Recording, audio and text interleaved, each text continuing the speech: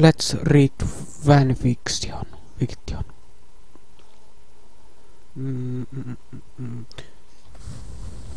Final Fantasy 7 fan fiction.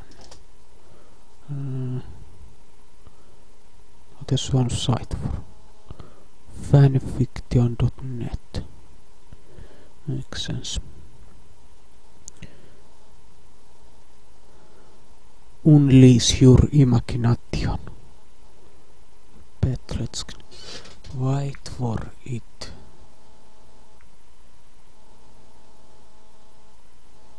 No.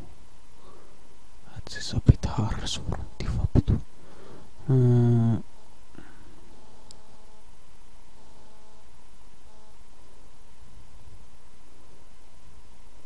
the presence of love, Clodag's Tifa forever.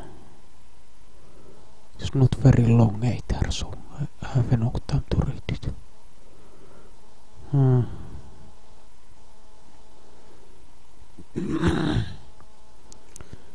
In the presence of love, Tifa's both. What? Tunnet on. Well, that's actually an extremely positive thing. He's lying there motionless, lifeless. I refuse to accept the latter. He can't be dead, not him.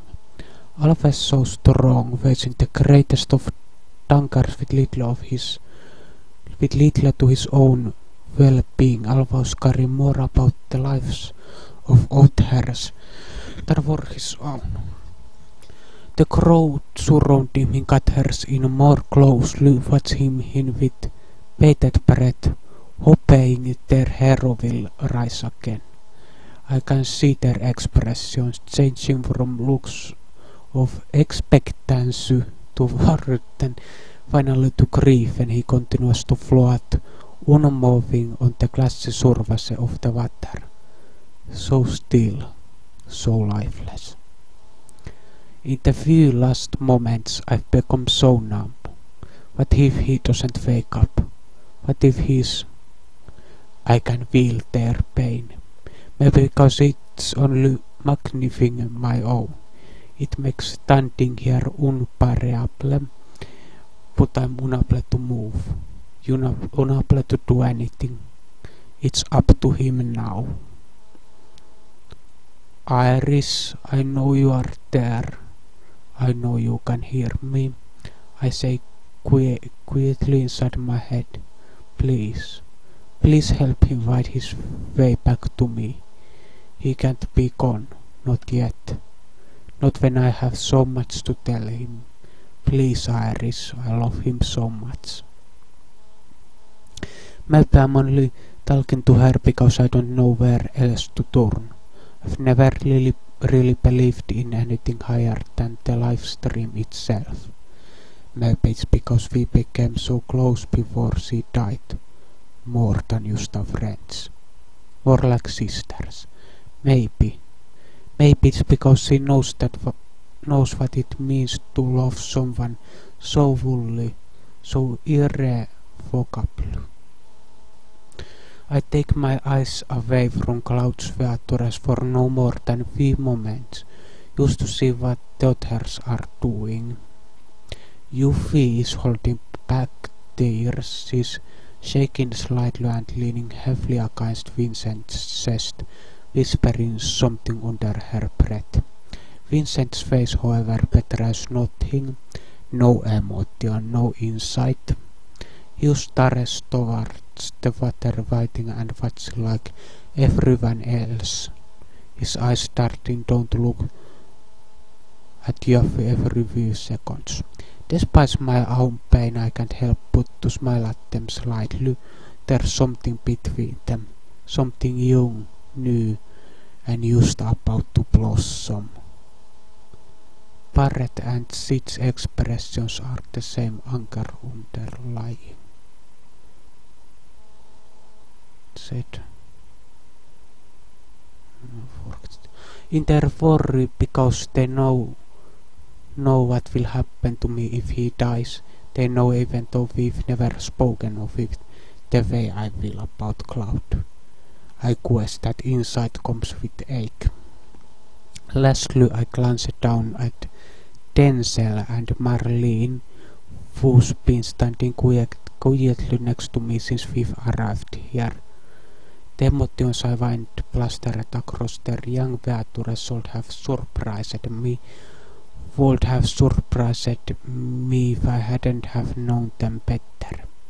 Instead of sadness and sorrow, emotions that any other child of their age would be enduring now, assurance, even expectance, that's the good time, that's word is used, rule.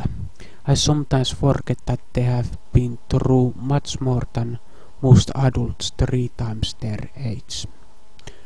How can everyone seem so calm when helplessness rages inside of me? Maybe it's because they have so little to lose. When I stand to lose everything that has kept me going lately, the memories of his eyes. We can see his eyes still, so does it matter? His almost non-existent smile, the stupid way he rubs the back of his neck when he's nervous. The memories of his eyes. If only I had their confidence. I return my gaze to Claude. I study everything about him, every line of his face, every spike in his gravity. Don't be silly now. How peaceful he is now, lying there on the brink of life and death. Cloud, please life, just life, I say inwardly. Even if we never become anything more than what we are now, I need you here, with me or without me. Just knowing you're alive would be enough. Please, Cloud, I need you. I love you. It's after that last prayer, that last cry for help, that he finally moves. He stands up quickly, turning rapidly from side to side, his eyes scanning across the vast crowd. Even though he doesn't look at me, even though his attention is paid to the children now encircling him, I tilt my head back slightly, gazing at the pale blue sky, a single tear running down my cheek. Thank you, I say quietly. I guess that in presence of unconventional love, miracles can happen. That's a story from that we all can learn.